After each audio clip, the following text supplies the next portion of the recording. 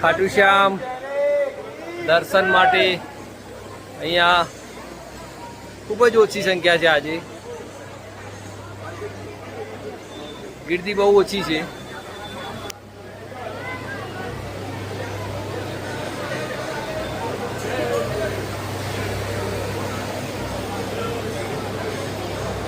સરસ વ્યવસ્થા છે, પણ અહીંયા ચંપલ મૂકવાની કોઈ વ્યવસ્થા નથી.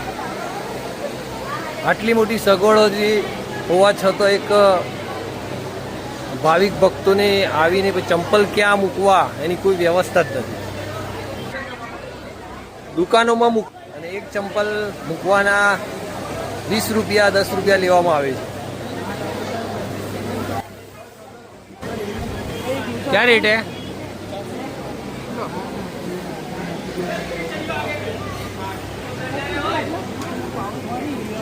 આવાજ જોવો લે, ફોટો આવી જાય. આવાજ જોવો, ફોટો આવી જાય.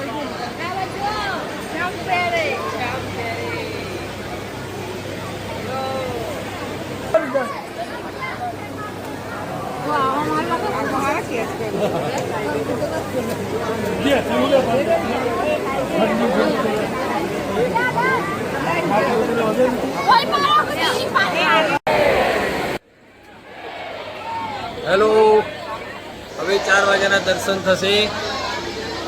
આપ સૌને દર્શન કરવાનો મોકો મળશે તો આપ સૌને દર્શન કરાવીશ. તો તમામ વિડીયોને જોતા રહેજો.